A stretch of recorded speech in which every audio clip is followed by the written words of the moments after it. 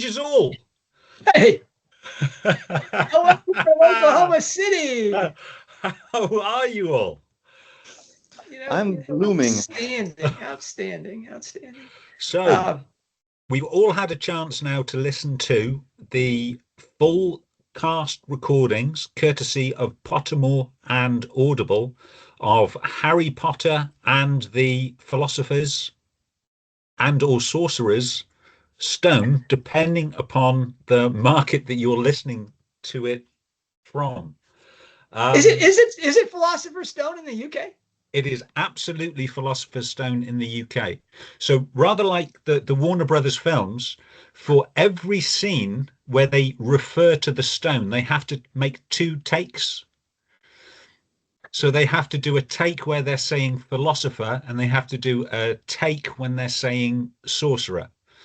I'm delighted that the Commonwealth countries are getting the original. I thought, they've totally capitulated to the sorcerer. No, it's Philosopher's Stone throughout. What will be interesting, and I haven't the patience to do it, although I do have a text edition of the Sorcerer's Stone. Of course, there were lots of other cultural changes between the US print of Sorcerer's Stone and the original Philosopher's Stone. Somebody, again, probably not me, somebody would be doing valuable work to go back through those changes and just confirm how much has made it through into the Audible recording. Yeah, I mean, Philip Nell did this work after Goblet of Fire came out about the differences between the UK Commonwealth text or just the Bloomsbury text and the Scholastic text. Whether this is, my only concern is whether it's full, whether it's been abridged or not. I don't care if it's pitch or field. I mean, sorry, not that big a concern to me. It didn't affect but I wanted to know, have they cut anything out? And I was very impressed. I think it's an unabridged, reading. It is. So the only thing that is abridged is all of the Harry said, Hermione said, they said. It's yay. Yes. It's this.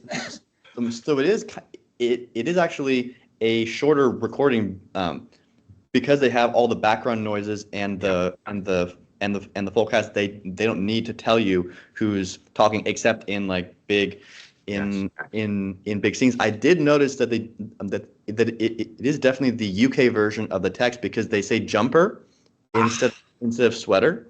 Oh, right. Okay. And because I always heard the American version by Jim Dale, who always said a Weasley sweater. Yeah. But in this one, it's a Weasley jumper. So I was like, okay, that's cool.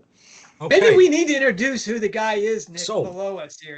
Maybe. Yes, of course. So, friends who have been watching us for many weeks has not yet had the real pleasure to be introduced to Zosima Granger, son of Dr. John Granger, and a unique perspective for us at Hogwarts Professor, because he is a creator of stories. He is a professional writer.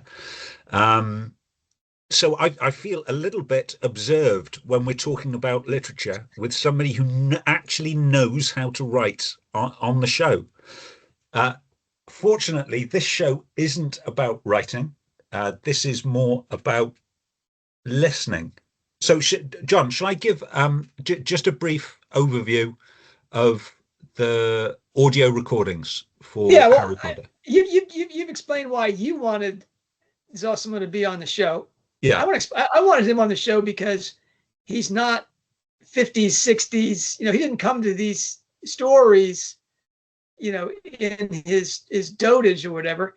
I don't think Zosima can remember a time when he didn't have these stories as the backdrop to his life.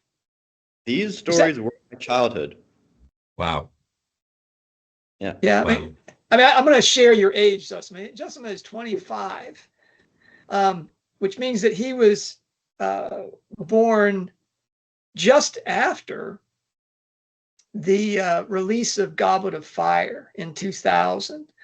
And I was reading aloud to him while he was, in a on the sofa, in my lap or whatever. So this has been the backdrop to his, as he says, his childhood, and as a professional writer with a business where he writes, exciting children's stories. So is it protagonist.com or is it theprotagonist.com? It's protagonistbook.com. I couldn't. Someone had already taken protagonist.com. Some flim flam shyster had already gotten it. But link down below. Yeah. Link down below. So anyway, that's why I wanted Zosima on the show. Anyway, yeah, Nick, if you can give an overview to this full cast audio thing, let's do it. Let's do it. So I think first, this is not the first audio recording of these books, an abridged audio recording. So the first was by Stephen Fry.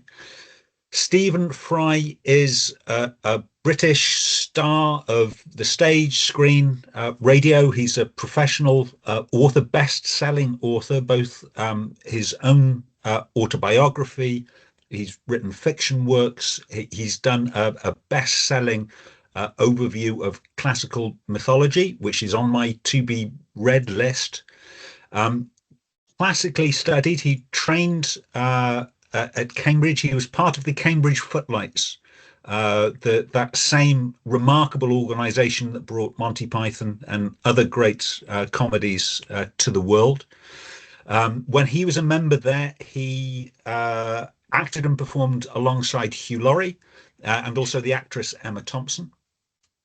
Huge star in the UK as part of a comedy double act. So Stephen Fry and Hugh Laurie were Fry and Laurie, a comedy double act. They did lots of award-winning sketch shows. Between 1990 and 1993, they broadcast for television adaptations of Jeeves and Wooster, 23-hour-long adaptations. Again, huge success. And then Hugh Laurie moved to the United States into almost total obscurity. He played this Dr. Gregory House on some sort of television program, disappeared out of sight until he's now sprung back onto the world stage. He is Dumbledore in the all-cast recordings of Harry Potter and the Philosopher's Stone. So it's welcome back to the limelight for Hugh Laurie. Stephen Fry recorded Harry Potter and the Philosopher's Stone in the middle of 1999, and it was first released into the UK on the 22nd of November 1999. And then the following Christmas, so Boxing Day, which in the UK is the day after Christmas, Boxing Day 2000, BBC Radio 4 cleared its schedule from noon, from midday through till 8:45 at night, and they played the Stephen Fry edition of Harry Potter and the Philosopher's Stone all that afternoon and well into the evening. As BBC Radio 4 is the prestige, is the premier radio channel for BBC. This was it was an event. Very few people, I think, actually listened to the whole 8 3/4 hours, but it was on through Boxing Day. So that's the UK recording. Now, Jim Dale is also a British actor, but I think you need to call him multi-talented. So he's an actor, he's a composer, he's a director, he's a singer, he's a songwriter. He does it all apart from dance. I can't see any mention of him dancing. He first sprang to fame in the UK as a pop singer. So he works with Parlophone Records.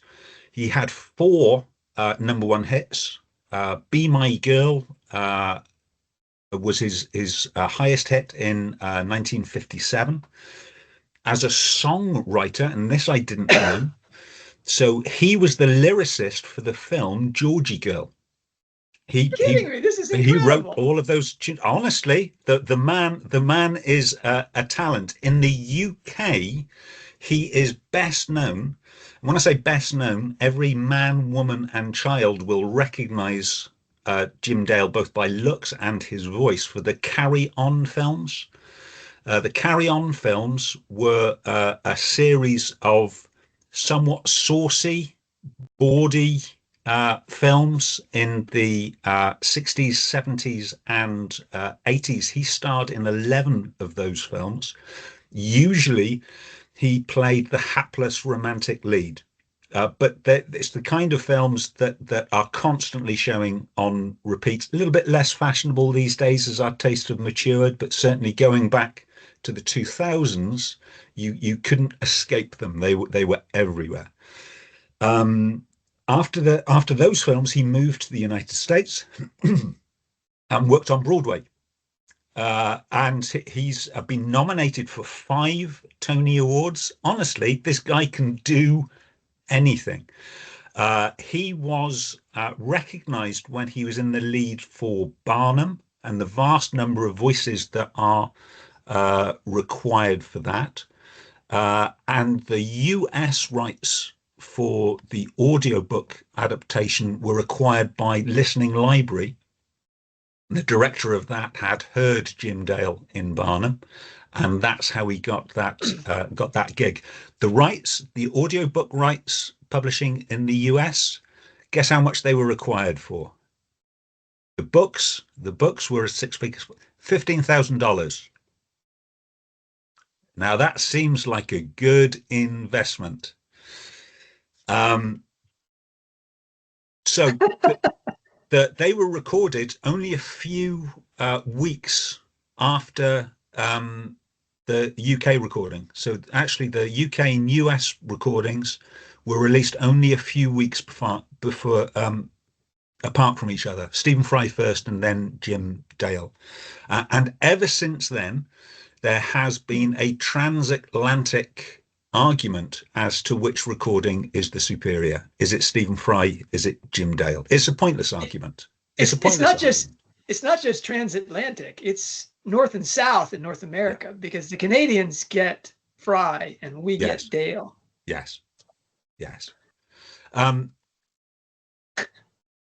Then we've got the full cast recordings. So after that, the Harry Potter audiobooks were first published in 1999, originally on cassette and CD, and now, of course, almost most of these lessons are coming through the Audible channel. To date, that is just a few months ago, they calculated that the Harry Potter series across all markets have accrued 1.4 billion listening hours. Yep. Yeah, I didn't misspeak. That's 1.4 billion.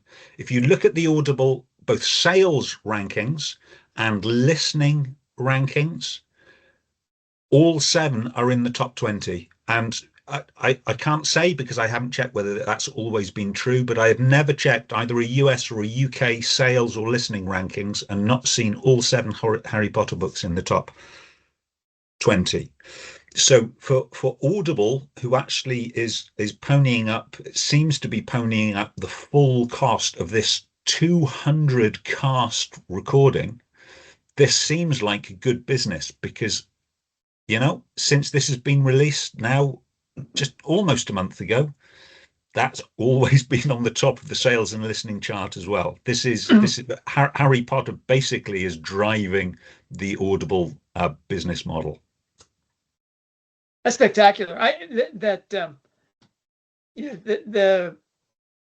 attempts to cancel Rowling and to not spend any money on this,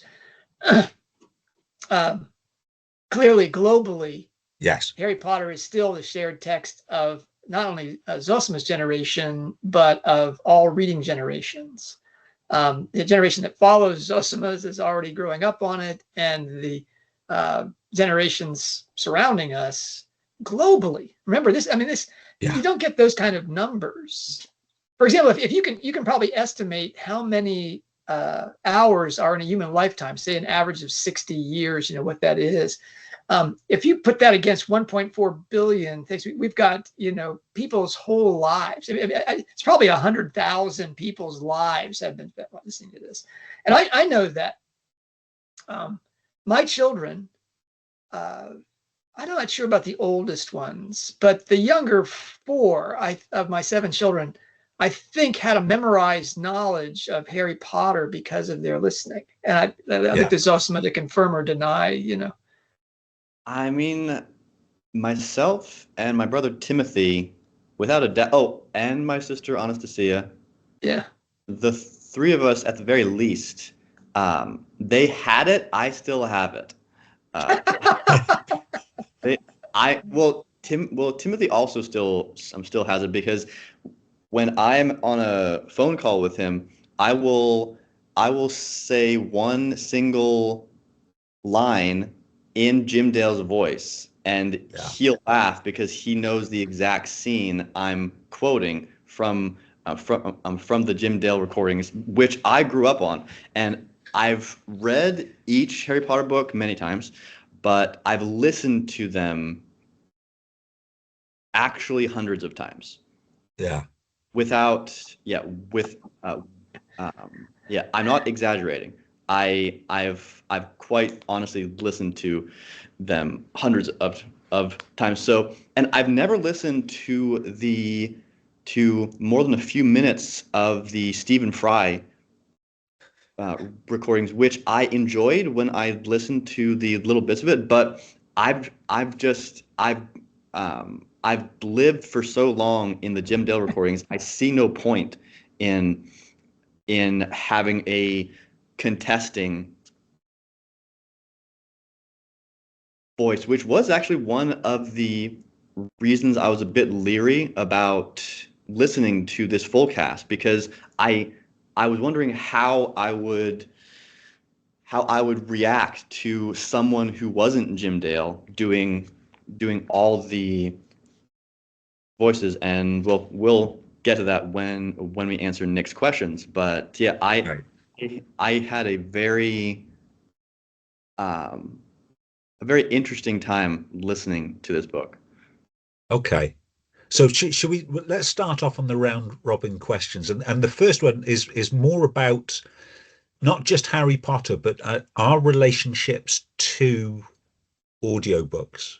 So let me ask you first, Zosima, do you use audiobooks? Are you a frequent listener? Or just Harry Potter? Yes, I am. Yeah, I'm absolutely a frequent listener since I was, audiobooks. Some of my earliest memories were my father and mother, but usually dad.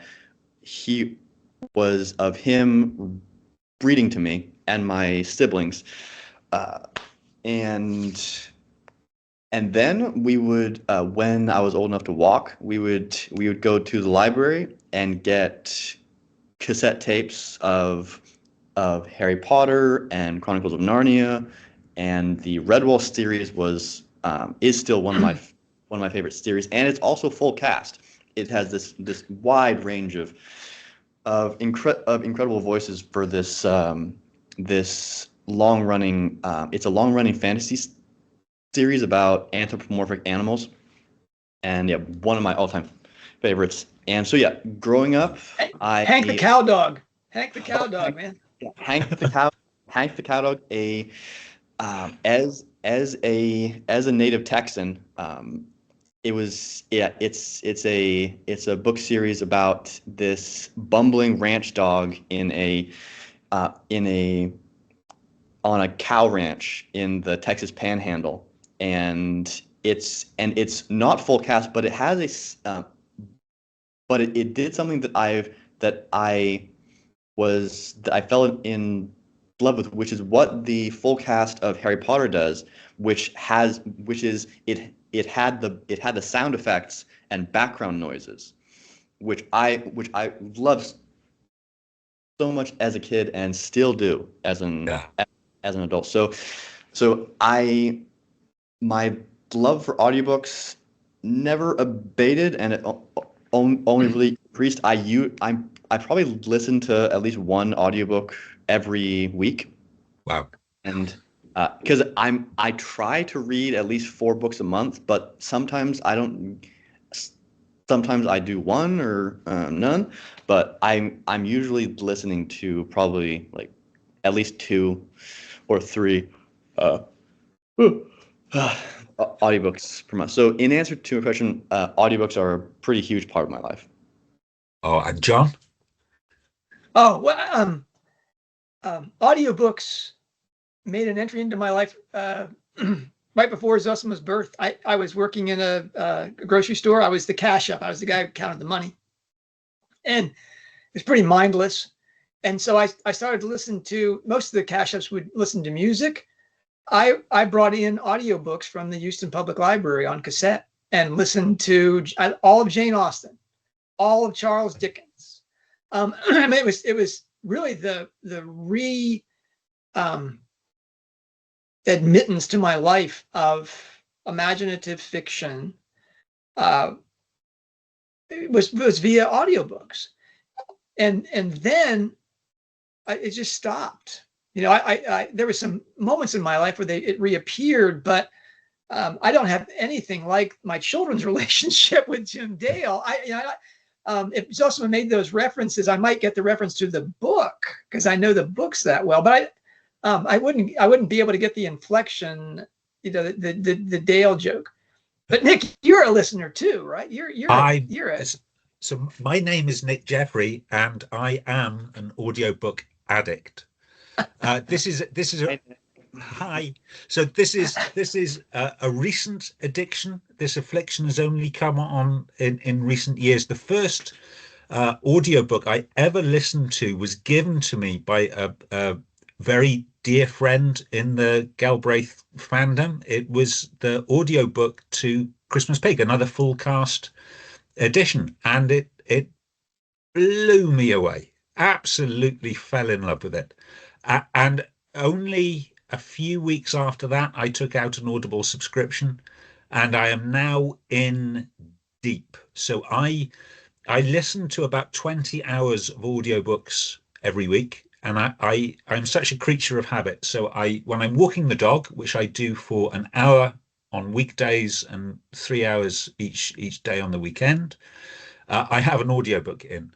When I'm commuting to and from work, I have an audiobook in, because they are both activities which may require a lot of perception and awareness, but don't require me to think hardly at all.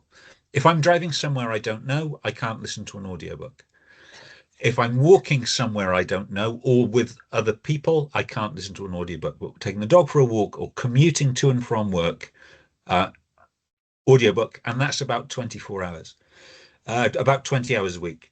I listened to audiobooks through a lot of experimentation. If it's just in a narrator, I listen to it at 1.7 speed. And at 1.7 speed, I can clear on average 2 audiobooks every week. And I listen to about 2 audiobooks a week, and I read one textbook by text a week. So I do about three books a week, give or take. Yes, I can't imagine my life without audiobooks now, because I just get through so many on my reading list. And what I like to do, both text and audio, is I have a listen list to books I've never heard before or never read before, and I've got a re-listen list. And I will do one re-listen and one brand new book. Not every book I listen to makes it to my re-listen list. It's got to be something I think is definitely worth engaging with again.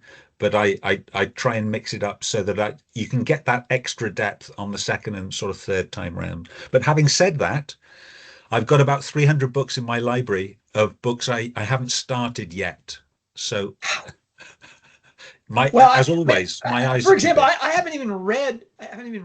haven't listened to Hallmark Man yet by Robert Glasser. I haven't listened to that yet. that it's just, and I've never listened to Ink Black Heart on the audio. This is amazing to me that I'm in this press. We invited, other people to come on the show. Yeah. And they didn't join us because they hadn't listened to this yet. And I thought, okay, so I'm not the only person in the world that hadn't listened to this thing yet. No, but I'm pleased to say they've all said yet, rather than I don't do audiobooks. Okay.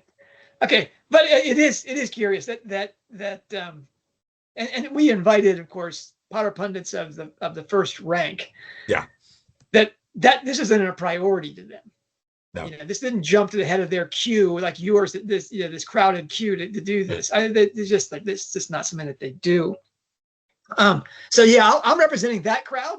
The people that have maybe listened to audiobooks. It's been a part of their life, but it's not that important to their life. Okay. Well, so I thought I was going to be, I'm not a frequent listener, so I represent that whole crowd here. Okay. I'm gonna ask a question here. Zosma's already shared that the Jim Dale Potter adaptations were an important part of his experience of the Hogwarts Saga. I mean, that he has, I don't know how many hours the whole thing is, but that he has got those things, imprinted in his head. Nick, how did you first read the Potter stories? And no, it couldn't have been because you just started at Christmas Pig. Anyway, yes.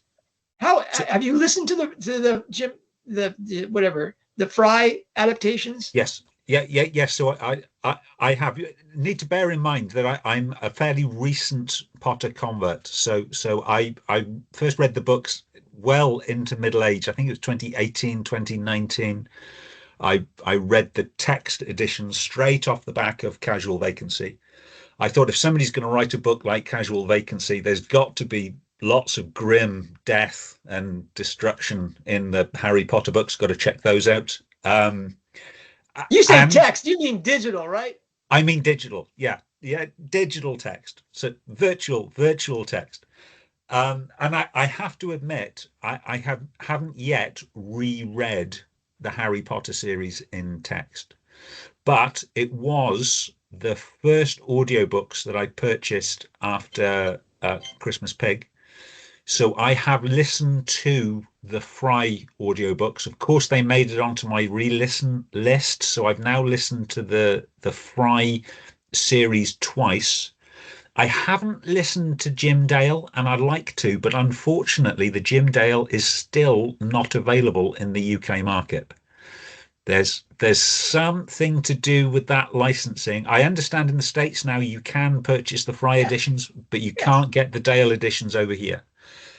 And he's British. He's a son of the Northwest here. We really ought to be able to. Maybe they're still upset that he moved to the United States. I had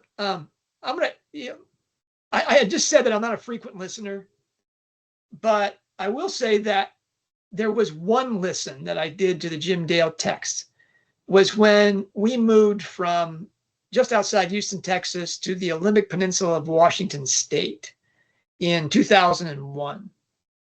And it's a long trip, Nick. I think it's you'd be in the North Sea and coming back, maybe doing that trip 2 or 3 times. It's a long way. We don't drive that far, John.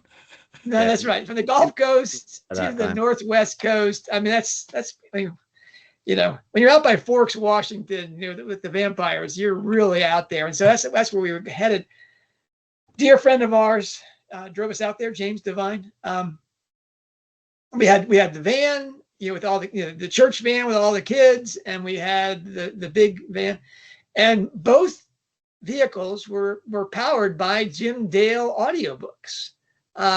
Everybody just hanging on the stories. And I bought those things at that time so that kids could listen to those things. That was their first listening. That was my first listening as well. I mean, the kids all heard the first 4 books with me reading it out loud, and the older ones that were already reading it. But everybody got to listen to Jim Dale on the long trip up there. And I think it was a very pleasant trip because of that. But for me, it was my third reading. I read the books before I read them aloud to the kids, so I knew what was if it was safe or not. And And then, so I did 2 readings, and then I listened to the Jim Dale thing while we were driving. And that really was, I mean, I had my epiphany the first time I read them to myself. The first book, Sorcerer's Stone, as it was in the Scholastic version. And I'll talk about that later. But really when I grasped that these books were a profoundly Christian series, the symbolism, and that the predominant narrative at the time was that they were dangerous for Christians and a trap for young souls, that it was the gateway to the occult. And I kicked back against that already while we were in Houston, but it wasn't until I listened to the Jim Dale version on that long drive across the United States, Gulf Coast to Northwest Coast, that Puget Sound, that that solidified everything. And the epiphanies I had, almost every day along the way, saying, "Oh my goodness," all like the expecto patronum thing. I was like, "Oh my goodness, what does that mean?" And those moments to me are, behind a wheel listening to Jim Dale. It was really a seminal part of the whole Hogwarts Professor Odyssey. So I don't listen to them frequently. I don't have a memorized knowledge of them. It drove me back into the books, but I'm very grateful for it because otherwise I wouldn't have had those moments. Really, to read a book 3 times in a row, if you include the audio listening as a reading, for me was a unique experience. I had something similar like that with Dostoevsky's Brothers Karamazov, where I read it one summer and then we read it in the fall term of my senior year. And that changed my whole life. One reason I'm an Orthodox Christian was that doubling up. Here, that third, yeah, Zosima, yeah. There he is. Yeah, Dostoevsky's perfect man. So anyway, let's just say that, yeah, this has an important part of my life. I'm not a frequent listener, but this was a big deal. But Nick, you've already answered the next question. Go ahead, Nick. So yeah, of course. The full cast audio. So full cast audio is different to a narration, and we've talked a little bit about that. Zosima, have you listened to many other full cast audio? Yes, but no. I listened to all of the Redwall books on full cast audio, and they were a limited full cast audio where it had multiple voice actors, but it didn't have any of the sound effects or background noises. It was read by the author Brian Jakes, and all the voices were by this slew of voice actors. And the Hank the Catalog books were a full-on full cast audio where, well, actually it wasn't full cast because it was just the author John R. Erickson doing all the voices. And geez, he has a range. He has a fantastic array of different animal characters, like there are buzzards and coyotes and dogs and cats, and he does pretty unique voices for each of them, but he also includes a bunch of music and background noises and sound effects. So I've never experienced something like the Harry Potter full cast until I listened to Christmas Pig, which is probably, I mean, I'd have to give it the accolade of the best recorded book I've ever listened to. Not only because of the quality of the story, but the quality of the sounds and the music and the voice actors. It was a perfect book. It was a perfect recording of it. I'm sorry to say I could not say the same for the Harry Potter and the Sorcerer's Stone, but we'll get to that. Yeah. I mean, seriously, and Zosima and I, he'll tell you we don't often agree anymore, but on this point, The Christmas Pig adaptation is not only full cast audio, but it's a dramatization. And that's what I think Zussman was talking about, that, you know, it's the dramatization piece of it with all the sound effects and the background thing that's going on. And it's unabridged. You know, outside of cutting out the adverbs, you know, yeah. Hermione said, you know, pensively, you know, we don't get the said pensively. We just get the actress saying it pensively. Now that combination of being unabridged and a quality radio show, you know, the technology involved with the radio presentations has largely been lost. But in these dramatizations for audiobook, they comes in really strong. Yeah. Christmas Pig is really a high bar, and it's unabridged. Now that's unusual. Usually dramatizations means that the book has been, you know, bowdlerized or broken down somehow. So yeah, Christmas Pig, you know, pretty much the gold standard. And whether the Harry Potter, that's what we have to gauge these Harry Potter books against that quality. Yeah. What about you, Nick? You mean it was your first introduction to audiobooks? Yeah, it was my very first. So no wonder it's clearly a gateway drug, because it's just such an amazing experience. Since then, I've hardly listened to any, and in fact, I can say I haven't listened to any other full cast recordings. I know there are a few out there. They're not really any to books that interest me that much. There are plays. So I've listened to a few Henrik Ibsen plays: Cherry Orchard, Hedda Gabler, Enemy of the People, all very good. I have, amongst my 300 books queued up, I have a complete works of Shakespeare dramatized by the RSC, which I will listen to at some point. But go ahead, Nick. We have an American audience. Yeah.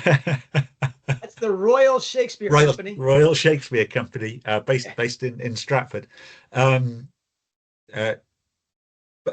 A few books such as Dracula that are written in a epistolary method via letters. You'll get 2 or 3 narrators per letter, but that's not really full cast audio recording.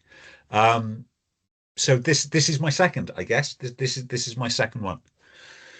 My only other full cast audio dramatization, unabridged, is a Focus on the Family version of Oliver Twist that came out years ago. I checked it this morning on just to see what it's selling for, and it's still selling at, you know, $30, $40. I mean, if you get it in shrink wrap, it's $115. Right? It's a 5 CD collection. It's unabridged. It's a high quality thing. It is done by Focus on the Family, so I'm a little worried that it's not quite unabridged, maybe a little bowdlerized, but I remember being very powerful. I listened to it, you know, one of our family's longer drives. That was very good, and I'm looking forward to. I'm gonna go to Audible and download these, because you can get 6 BBC dramatizations of Dickens novels. There's 2 collections, early years and later years. I guess that's just when they came out on the BBC. And the reason that I'm excited about them isn't I'm confident that these dramatizations are severely abridged. There's just no way they can do that. But what I'm excited about is that Robert Glenister is featured in both of those collections. And I think, I mean, Zosima can actually, you know, you two probably both have favorite readers, not just Dale and Fry, but there's one who did a version of Zosima, help me out here, the King Solomon's Mines. Stefan Rudnicki. That's right, and he does such an extraordinary reading of that book that my family still, I don't know how long these CDs will hold up, but we treasure that collection of King Solomon's Mines. Yeah, that's the one recorded book that I can do quotes to you in the voice, and you'll get it. Like if but like if I go Maku Mazan da Watcha by night, you know exactly what about you know the character. White man from the stars. Yeah. Yeah, yeah. I mean, there's really it's a thing. But Robert Glenister, I think, may be my favorite reader.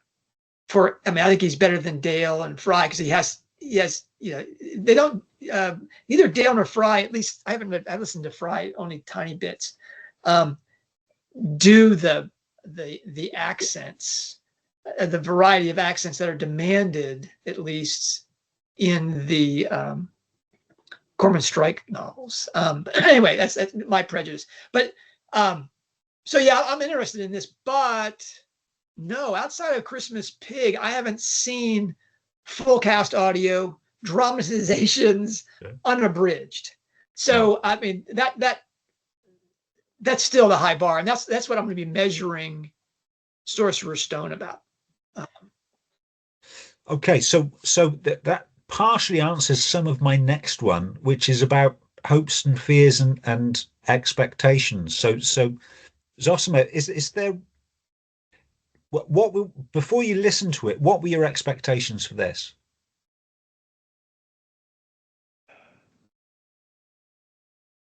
I didn't have I I went into it with a relatively open mind. I I was just hoping it wasn't bad. I just hope that they weren't going to I my main hope was I really hope this doesn't ruin the Jim Dale version for me with another voice in my head. And as I listened to I was unable not to do this while I listened to this full cast version. Was I've listened to the Jim Dale version so many times that every single line of the full cast book, I played the Jim Dale version back in my head and compared it. And so my hopes were, I hope this doesn't suck. My fear was, I'm afraid this is going to change how I interact with these books. And so I had pretty high expectations. I have a very high bar for Harry Potter recordings, and yeah, those were my hopes, fears, and expectations. Wow. And John? Well, I think that what you just said, Nick, about how many billions of hours people listen to these things, that Zosima's condition of familiarity with another version is probably going to be fairly typical of people coming into these things. Either that, or they have the Warner Brothers film adaptations in their heads as much as they have the text. I came into this really just excited about revisiting Stone on audiobook for the first time in years. You know that we're putting together this online class that's largely focused on Harry Potter, and so I was excited about hearing this, because when you hear it as opposed to watching the movie, you're still imagining it. You're still, even with the sound effects, this, that, and the other, the sound effects simply give your imagination more to chew on, more to fill out the picture, more cues for that. This radio dramatization effect is so much more powerful than the film medium in terms of engaging the imagination. It's still very different than the textual one, which is more demanding on your imagination, but it really pulls you in so much more easily that it's exciting. Zosima. Also, Nick, as you know, we're doing sorry, Yeah. John. Zosima. Sorry, I have to get off for a couple minutes, but please continue. I'll be right back. All right. Okay.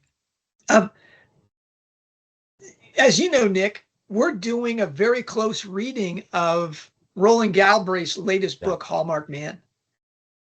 And so I was excited about going to Philosopher's Stone because I thought, wow, this is the beginning and the at least most current. We hope it's not the end, right? That reading, Hallmark Man in depth, part by part, chapter set ring by chapter set ring. I thought, what is this going to tell me about really what has remained the same across Rowling's work? Am I going to see golden threads come across this? And yeah, I did. But most interesting to me was Philosopher's Stone is 17 chapters long, Nick. Yeah. As you know, we just charted part 2 of Hallmark Man and part 3, but part 2 is 17 chapters long. And it's the longest part of Hallmark Man, but that's it's an amazing thing to realize that now Rowling has matured as a writer so much that this is 1 out of 10 parts in an epilogue in her latest novel. The children's book that she wrote that opened the gates to the whole Rowling Studies experience was that long. I mean, that's been a remarkable thing. So I didn't have any real fears. I don't think it was like when I see a film adaptation, I really do fear it's going to displace a lot of my imagined pictures of it. As anybody who's watched the Warner Brothers films, they've had their ideas of these characters changed. As the television adaptation will do the same thing. But a radio show type adaptation, dramatization, full cast, unabridged, I was excited and had only really high hopes for it. So I think for me, growing up in the UK, if you have the opportunity to listen to a lot of radio drama, a lot of dramatizations, so that the BBC, the best of the BBC adaptations, they make it onto Audible and they're really very good. A few of the ways they adapt them wind me up. So in the most recent Northanger Abbey, actually the book they're reading isn't The Mysteries of Udolpho, and you just wonder, well, why did they change the book? It's paralleling a specific book. Why have you got them reading a different book? It just makes no sense. But they're usually very well done. The ones that aren't so well done, you don't get to hear so much outside of the UK. We have a soap opera on the radio called The Archers, which I'm also addicted to. But the Foley on that is abysmal. You stir a cup of tea and you worry for their porcelain. People open and close doors like they're entering prison chambers. I mean, it's just awful Foley work. So one of my fears was they were going to be too exuberant on putting the sound effects in there. And the second fear, I think, is related to yours, is I can't watch films because it won't hold my imagination. So I find my imagination going somewhere else, and all of a sudden I'm forgetting the plot. With audiobooks, listening to one narrator, I can listen at 1.7 because that's working at about the same speed of my reading brain. That's about how fast I read, and so I can take that. And there's no excess loose brain there to get my mind to wander somewhere else. So that keeps me focused, keeps me interested. Sometimes I have to tweak it for specific narrators, but full cast, of course, you can't do that because you've got different voices coming at you just far too quick. So I listen at 1.2, and my fear was going to be I wasn't going to be sinking myself into the story as I do with a narration, as I do when I'm reading. I'm going to be more sat there as an audience experiencing a performance. And I worried that was going to take my imagination somewhere else, and I was going to find myself distracted. But bear in mind, I'd only really experienced this once before with the Christmas Pig. And it didn't happen with the Christmas Pig, and it didn't happen with Philosopher's Stone. So my expectation is this will hold my interest for a 2-hour walk, a 40-minute drive. You're back. Hi again, Zosma. Yeah, sorry about that. So we've just covered our hopes and fears, and so we're now on to the biggest surprise, which I guess is going to be related to the previous one. But was there anything that really surprised you in the adaptation? I wasn't expecting the radio aspect. I wasn't expecting the sound effects and the back. I thought it was going to be like the other full cast that I'd read, which is just the primary narrator and then different voices. And I was quite shocked by by all the sound effects, which in some situations had a very negative effect on me. Like, I think the first moment was when Hagrid has just rescued Harry from that damp little island, and he's taking them back to shore with the rowboat, and it has the sound of the water brushing past as they're talking, and it was so loud that I could barely hear them, and it's like, could you turn, like, I was like, what? I can't, like, I had both earbuds in, and it was like, Hagrid, can you speak up? Because this feels unnecessarily loud. Like, I don't care about the water. Like, just, if it is, then like in the Christmas Pig, I never felt that the sound effects were always perfect. But in this, also in the Quidditch match with the wind blowing, it was like, this feels too loud, and it so that was definitely the biggest surprise for me. I was pleasantly surprised that I actually recognized Hugh Laurie's voice as Dumbledore before the end credits, and it said, as Dumbledore, Hugh Laurie. And it's like, I actually knew that. Yeah. So it was a mixed bag for me. There were some pretty unpleasant surprises, but some pleasant. John? My biggest surprise was with the very first words, and we get Cush Jumbo, that there was a woman narrator. I don't know why. In the United States, maybe Cush Jumbo is known to everybody. I assumed Cush Jumbo was a man. I just didn't have any idea. And so the woman narrator comes in, and it was, what a great choice. It's surprising to me, having heard a woman narrate the story. As delighted as I was with the Jim Dale version, hearing the book read by a woman, I've heard Rowling read specific chapters at book releases and such, but it seems so perfect that a woman would be reading these books.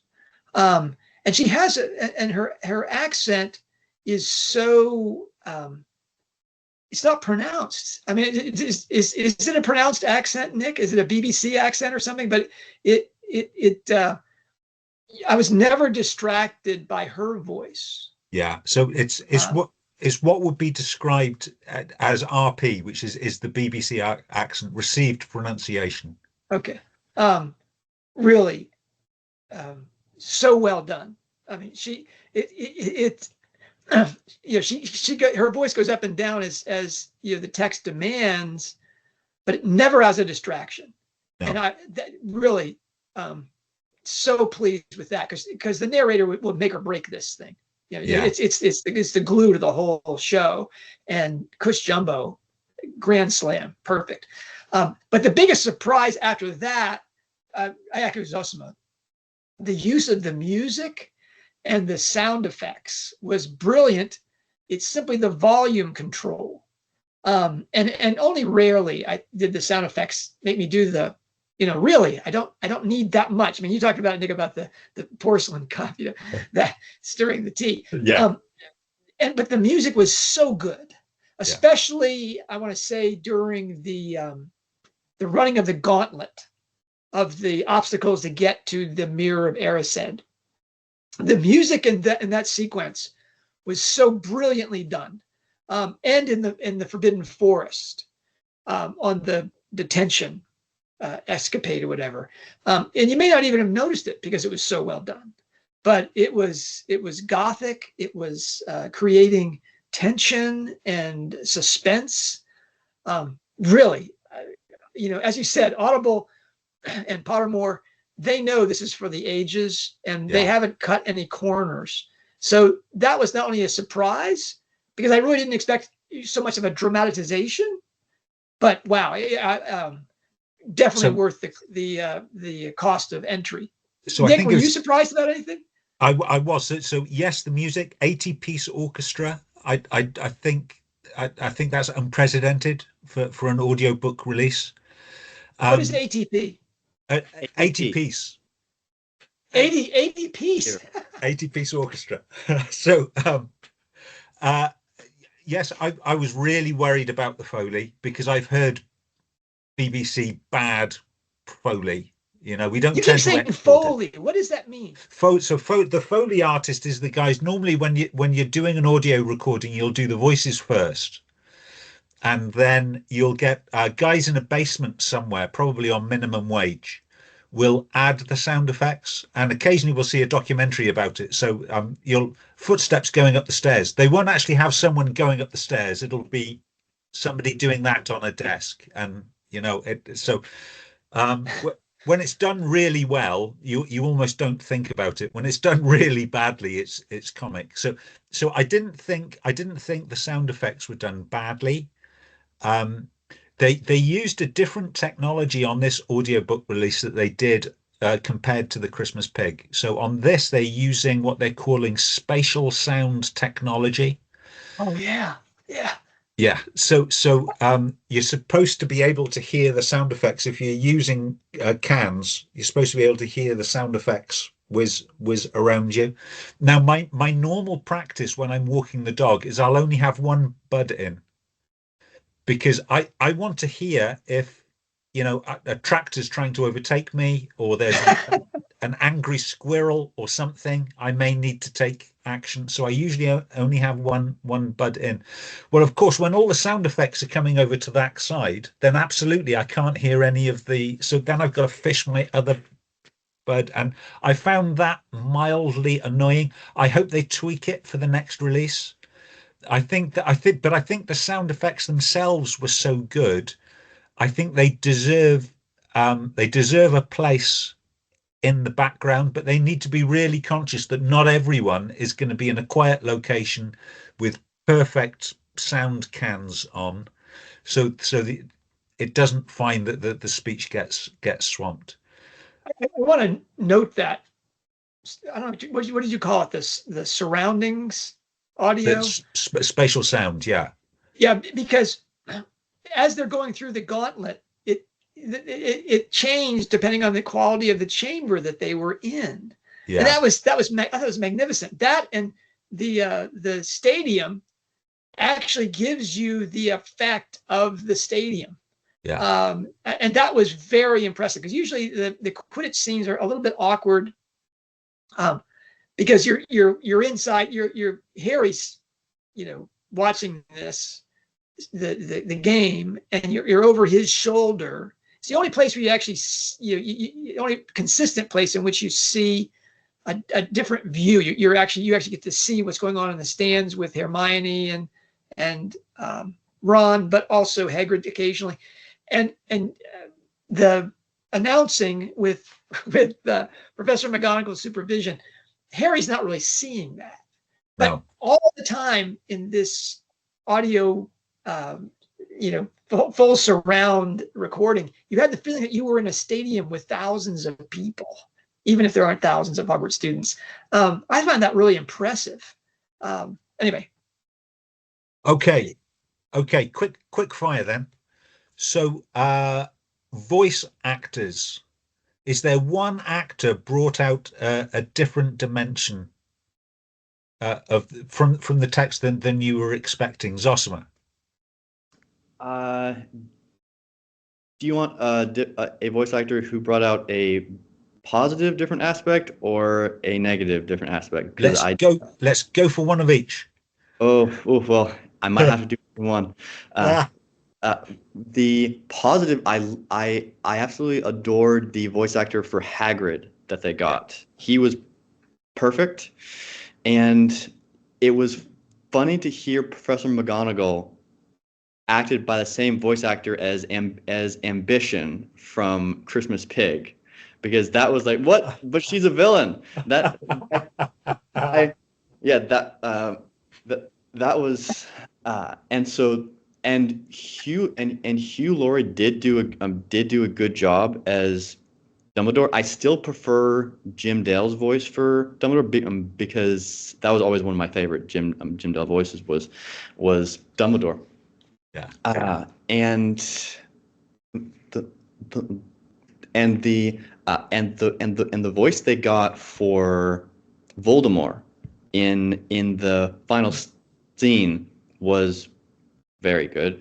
It was actually another one of the voice actors that I recognized, Matthew McFadden, who actually acts Mr. Darcy in Pride and Prejudice. And yeah, very intimidating voice. Somewhat different role. Yes, somewhat. And this is early Darcy, very evil Darcy. Yeah. Excellent. And on to the negative impressions, the child actors they got for also one more positive, the actor they got for Neville, and the fact that they made him from Liverpool, they gave him a Scouse accent. I loved that. Yeah. Like that gave me a new dimension for Neville, because it just was a, I'd never thought of that, but yeah, that's a perfect accent for this, like this bumbling boy. And of course he grows up to be a beetle. Ringo. Yeah. Ringo Longbottom. Well, yeah, I think Yeah. And on to the unfortunate negatives of that I discovered. Well, the two ones I had the most problem was the voice actor of Peeves and the voice actor for Draco Malfoy. The I can forgive the voice actor of Draco Malfoy more because it's a child actor, and child actors are it's very difficult to be a good actor and a child, and the actor of Draco Malfoy decided to try to add a sinister chuckle to every single line, and I was like, I hate you now. I hate you more than Malfoy, because you're actively ruining Malfoy's lines by adding the at the end of each line. Like, but that doesn't fit there, and you're making him look. He's supposed to be an actual villain, but you're turning him into this extremely childish villain, and so yeah, I did not like that at all. And the voice actor of Peeves, I felt so talked down to with his with what he decided to do with Peeves, because he was almost constantly laughing, but he wasn't laughing in the snide Peeves way that Jim Dale did, or just the books did. He was laughing in a way that an adult laughs the fake laugh an adult does to try and entertain a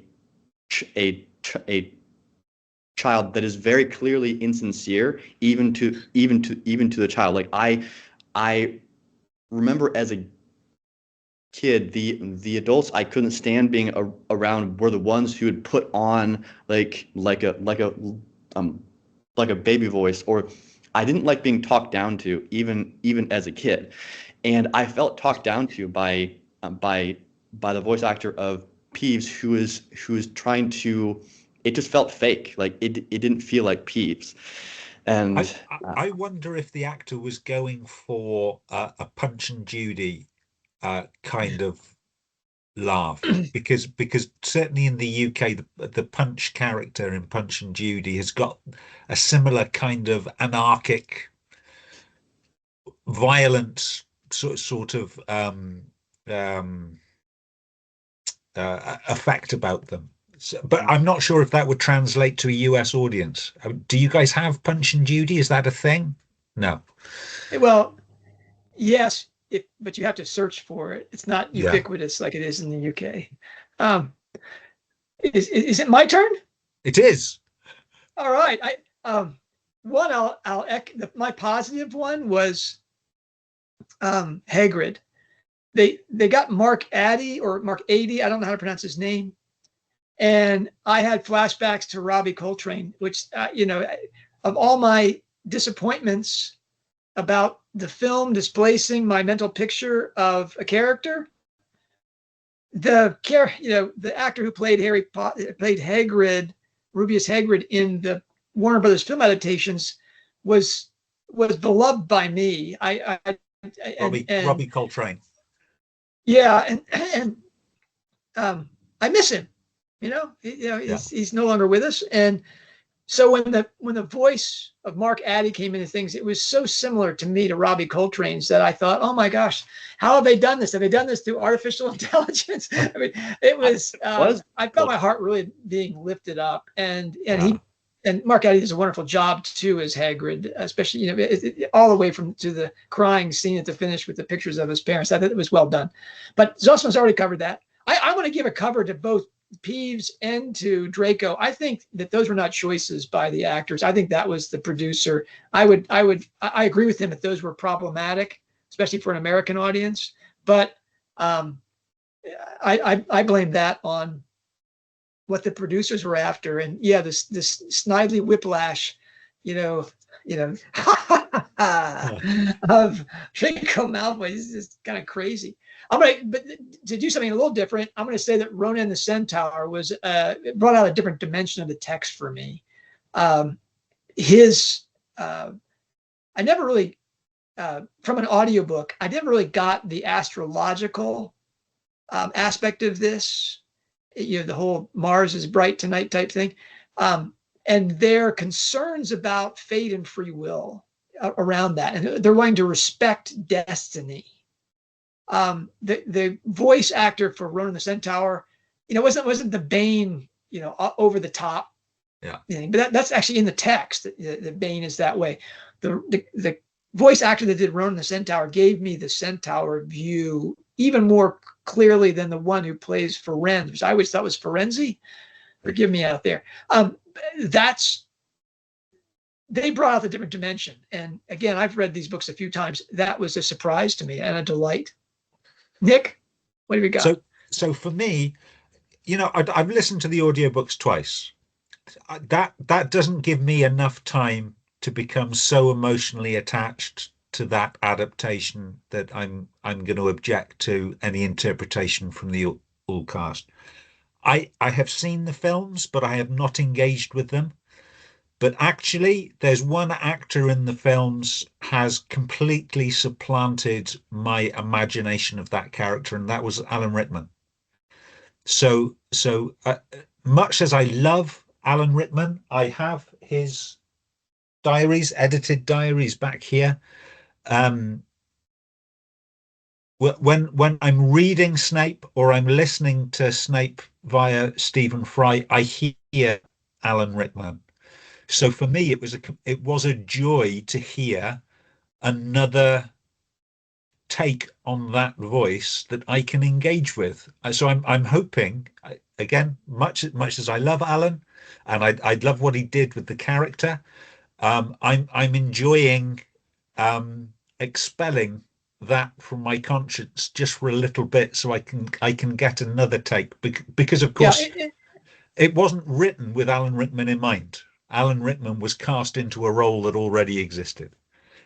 it is a shame that, for all sorts of reasons, that Alan Rickman is not available Yeah, to do the reading on this, because I mean, Rickman used to joke that all the acting that he did was, looks of surprise or anger in yes, response to the child actors. So there wasn't really much acting involved. But when he spoke, yeah, he was so brilliant. I mean, he really just yes. captured that character.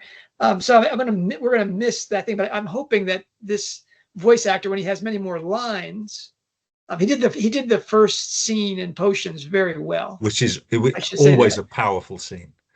Yeah, but it didn't bring out a new dimension of the text to me. And so I'm looking forward to him, in later books, to see what we get when Snape, flowers, if you will, or I don't know what how you describe this.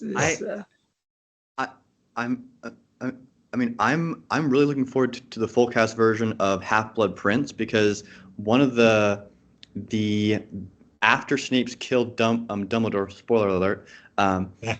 and he's What? and Snape killed Dumbledore?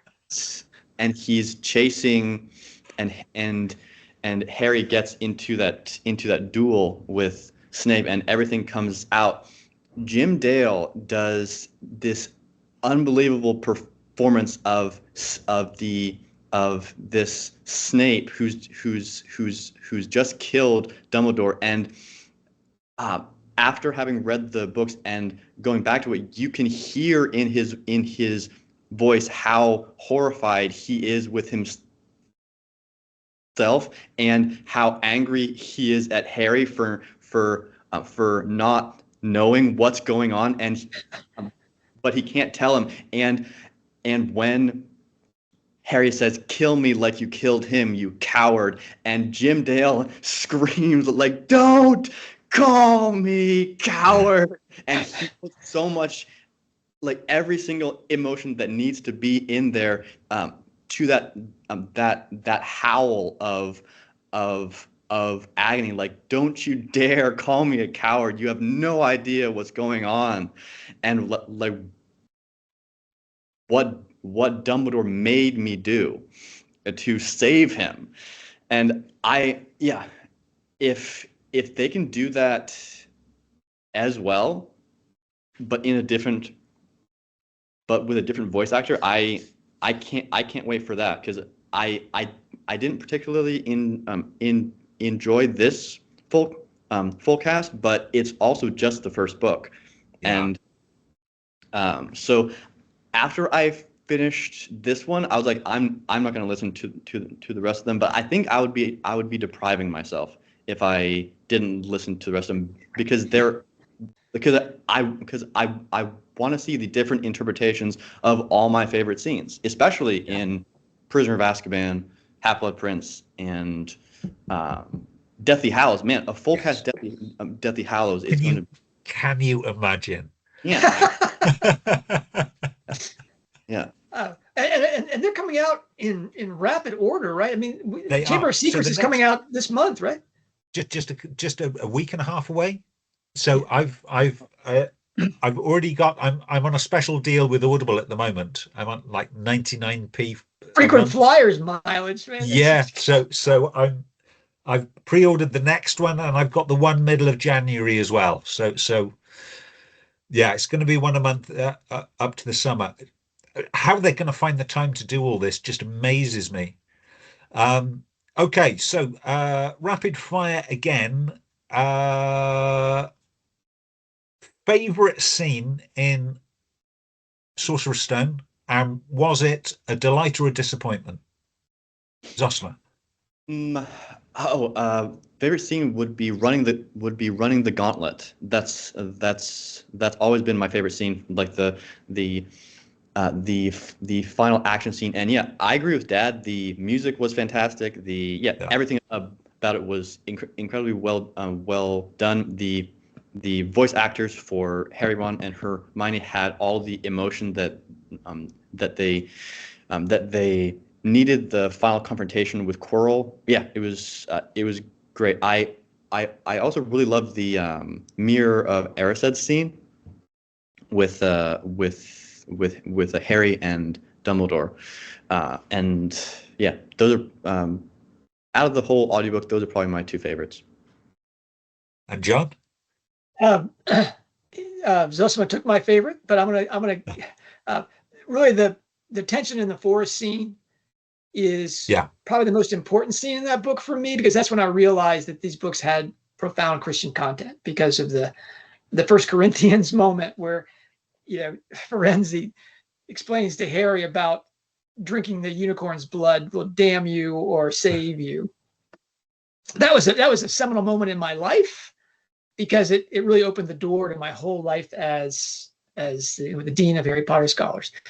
So I was a little concerned as we're going in the forest, like, oh, please don't blow this. Please don't make this up. And yet it was so good. I mean, they have the kids in the forest and they're nervous, and so they have mouth breathing, okay, of kids kind of like panting because they're looking around and they're nervous. And the sighs and the whimpering, and the Draco Malfoy guy is not laughing in there. He's I mean, he's terrified. And the sound effects were so good. And the music, I've talked about it already. And the conversation between Firenze and Harry about unicorn's blood, man, that was perfect. Because what it delivered was that what we just talked about, Nick, in our breakdown of the structure of part 3 in Hallmark Man. Yeah. We get fate, destiny versus courage and sacrifice. Here is Firenze, who knows that Harry is destined to die, but courage and sacrifice can overwhelm the destiny of, you know, where he was born and all of these things that the individual, by transcending themselves in sacrificial love, can overcome what was written in the stars. That's exactly what Rowling is after in that interview we talked about with Sasha Lagarde in Hallmark Man, and the bracketing of the 2 chapters around that, 30, 35, and 37. I think chapter 36 is the center there. To see that thread come all the way through and delivered in the story form, seriously, I didn't do a backflip, Nick, but I did a little, oh, that's exactly what I hoped for. And you gave it to me. I love it. What about you, Nick? Oh, so for me, it's my favorite from the book has got to be Troll in the Dungeon, and the evolving relationship of Harry, Ron, and Hermione. It's Rowling when she's writing at her very best. It's characters she knows and loves. You know, there's Hermione, which is a reflection of her own childhood self. There's her best friend, Ron Weasley, is got many of the mannerisms of her best friend in school, and they're changing relationships, and they're forming of a bond between the 3 of them from the troll scene and on. And I thought it was incredibly well done. You know, when you have child actors, you don't expect a full range of a seasoned thespian like Dale or Fry, but guys, I'm old enough now that I'm like the parent at the nativity play when you see a child acting. Exactly, yes. Third donkey from the left, brother. Yeah, no, utterly charmed by all 3 of them. Okay, so now we come down to brass tacks. Fry, Dale, or full cast? So, seeing as we've all got some degree of audio addiction, what is your Harry Potter listening going to be going forward, Zosma? Well, Jim Dale is still at the top for me, without a doubt. I would really like now to listen to the Stephen Fry version because I still am a little afraid that listening to it in a different voice will sabotage my uh, the will sabotage the many voices in my head that are actually healthy. And They're not good, not even in the wizarding world, Zosima. no, yeah. But yeah, I uh, so I would rank Jim Dale first. I can't rank Stephen Fry yet because I haven't listened to it. Um, and the full cast version was incredible to me, both in positive and negative ways. And now I'm looking forward to listening to the rest of them. Thank you, Zosima. And John? Um, my Audible listening is still going to be only on long drives. Now, it used to be at my work, I could listen to things in my headset, but I'm not allowed to do that anymore. I mean, it's seriously, Troubled Blood, I must have listened to, I know I listened to it more than 15 times. And I listened to Rosemary's Home again and again and again. That was really important to me. But now I only listen to audiobooks when I'm obliged to for podcasts or on long drives. I do hope to, I do own a copy of Stephen Fry's thing on my Audible, in my Audible library. And I do want to listen to him now do the first book in the series. And I am going to listen to the Audible versions as they come out, especially if they're still unabridged. That's my big worry, is that they're going to abridge these things. Nick, what about you? Yeah, I'm committed to the Audible. I think they're going to find their way onto my re-listen list as well. But bear in mind, it's after 4 years I've listened to the Stephen Fry set twice, so it's not going to be a listen every month kind of thing. I would like to listen to the Jim Dale. So as far as I can gather, from the Great Wars, transatlantic wars, Fry is best and Dale is best. Jim Dale does a better range of different voices. I'm not sure if that suits my listening, because I find I enjoy it best when I forget I'm listening to a voice. And just like when I'm reading, when I forget I'm reading, that's the best point because I'm actually inhabiting the story. Obviously, full cast, you can't do that, and you are to some extent witnessing a performance. But for the first book, that was okay. So I'm committed now to listen to the series. And the I think, well, if you have anything like my experience listening to Jim Dale, you will, when you're inside that story, you will not believe that is one person. You'll feel like you're inside the story because he's so good at making each voice feel like the actual character. Like Hagrid's voice is Hagrid's voice. It's not Jim Dale. It's unbelievable. So I think you'll enjoy it.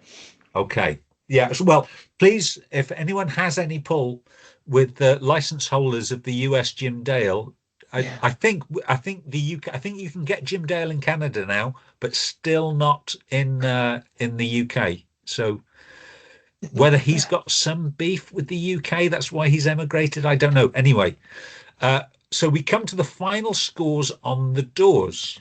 So this is a rating between 1 and 5 stars, just like the Audible ranking. You're not allowed to give it 0 stars for some reason. So if it absolutely stinks, it's 1 star. If it's the best thing you've ever listened to, it's 5 stars. Zosima. Ooh, actually, before this conversation, I would have given it 3 stars Okay. because of the parts I didn't enjoy. However, with your two perspectives, I've actually come to appreciate it more. So I'm gonna give it 4 stars. 4 stars. Okay, that's a good rating, John. I'm going to go with 5 stars, Nick, because I was so impressed. I mean, the radio dramatization, giving you that ease of imaginative entry into the story, Yeah. and it's being unabridged with that narrator cast integration. That was so well done. I've got my Draco giggles issue. That definitely, I was cued to that by my son before I listened to it. And really, sometimes I was listening to it on my phone. The second voice would become inaudible, like the wonderful confrontation scene in the common room where Neville stands up to his friends. The voice was almost as if Harry had gone back up into the dormitory, and you could just barely hear Neville off in the distance. And I thought, what's going on with the second voice? Now, maybe that's because phones only give you a mono recording, and that you needed both earbuds, as you said, but that was very disappointing. It's like, wow, I'm hanging on this, and now I have this very distant character. And also I was impressed with the TV actors that they got to be the trio and their voicing of this. There's only one moment where Hermione is hearing the story of the confrontation before the mirror, and the text reads, and Hermione screamed, and that was the only time where Cush Gumbo, whatever her name is, she says, and Hermione screamed, and there was a pause, and there was a ah. Oh, come on. Yeah, you could have done that while she was saying it. You just gone on, but anyway. But I'm excited about the TV adaptations now because the trio seem very good. I was especially impressed with the Harry Potter character, who seems, if this kid's 11 years old, man, he's going to be a wonderful, wonderful actor. Anyway, Nick, what's your score? So I've got a few quibbles, likewise with the sound effects, which they need to solve with the next release and hopefully reissue with the first release. The technology is amazing, and the sound is amazing, but it needs to cope with, some people are just going to be listening with one bud. You may be listening just using your phone on mono. It has to be able to cope with those circumstances. Having said that, I listened to this over a period of 3 days, and every time I finished listening and before I started listening to the next chunk, I had a big grin on my face. I've already given it 5 stars on Audible. Really looking forward to the next one. And so I think we've answered a lot of the last question as well, but just maybe if we nail down on it one more time, so when the producers listen to this, they take it on board. Zosima, what would you change for the next 6 adaptations? I'd like the producers to stop treating it like it is a children's book, but I feel like the producers were telling the actors at many times, like, oh, kids are going to be listening to this, so kind of like dumb it down, because like that's why Draco is like giggling after every line, because it's like, okay, we have to let the kids know that he's a villain. And so I felt talked down to in several of the scenes where they were going over the top to convey something that could have been conveyed subtly. So I hope the next recordings will be more subtle. Yes. And John? What he said about Draco, I would say about you, Lowry. If this is straight to you, Dr. House, is you sound like you're very conscious of the fact that you're voicing Albus Dumbledore.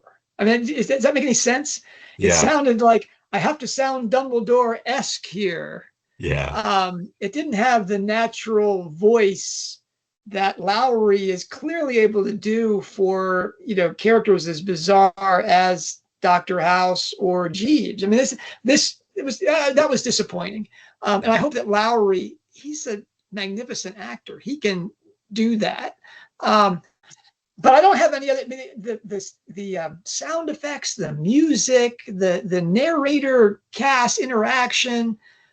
My only fear, and this is a little bit like the C.S. Lewis comment, right, about the two failings of Jane Austen novels are that they are too few and too short. My fear about the next books is that they'll be less complete as the books get longer. You know, we're not going to get that full cast dramatization thing in the depth that we got for this book when we get to, say, Order of the Phoenix, which is what, 3 or 4 times as long. I mean, it's how are they going to? Oh well, I hope they do. Hope they maintain the standard. I hope so as well. They're available for pre-order now, and when I get my next batch of credits, almost certainly they're all going to come on. And I think the pre-orders people are going to be really cross if they find any reduction in this quality. I think that you can sense the amount of money that's been spent on this, and I think if they bring that quality down, that's going to disappoint a lot of people.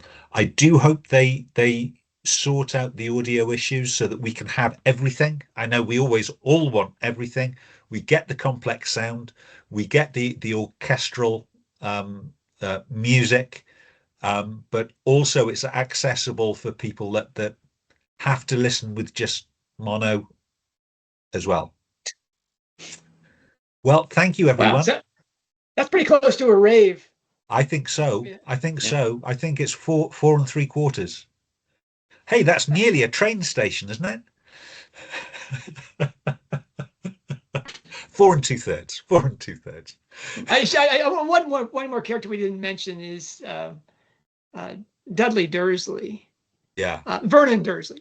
Uncle Vernon is. I thought he did that very well, especially the Mads chase scene across England or whatever. That I thought was very good. Thank you both. This has been a pleasure. I definitely wouldn't have listened to this except for this show, and I'm really glad that I did. Well, maybe sometime after Christmas we'll get together and chat about whether our hopes and fears have been realized for Chamber of Secrets. Yeah. I'd like that. Let's do it. This is a wow. All right. And so, Nick, you and I have got part 4 coming up on Hallmark Man. Yes. Sandy Hope has already sent me her ring. I can't look at it yet. Oh, but Sandy Hope has already done part 4. I mean, I love it. I mean, Sandy is really great. And I'm doing the names thing with the astrology spin on that. We got a lot of things going here at Hogwarts Professor. Thank you all who are subscribing. Yes. Especially in my time of need here in my neighbor's house studio. And we look forward to seeing you. We'll be recording again this month, right, Nick? What will we do next week? Actually, we will be recording. 4. We will be recording next week. Thank you, John, and Zosima. Thank you for joining us. Your perspective has been a breath of fresh air. Thank you for having me. It's a great pleasure to be on with you guys. As I think, Dad, you called me a member of Generation Hex. Yeah. The Harry Potter generation. Yeah, and I actually thanks to a podcast I did with Nick recently, I've gone back to look at a Harry Potter fan fiction idea I had like a decade ago that's been just percolating in my head, and I'm actually planning to write the first chapter, and hopefully both of you can read it and let me know what you think. Wow. Have you posted your conversation with Nick? Yes, my first conversation with Nick is up on my Substack and on YouTube. Links will be down below here, folks. If you want to hear about why you need to read Madame Bovary again, it's all down below. If you like Madame Bovary, do not watch our podcast. Well, you can watch it for what Nick says about Madame Bovary, not for what I say. Avoid at all costs if you're a lover of Bovary. Okay. Thank you, Zosima. Thank you, John. And thank you, everyone. Thank you. Merry Christmas. Merry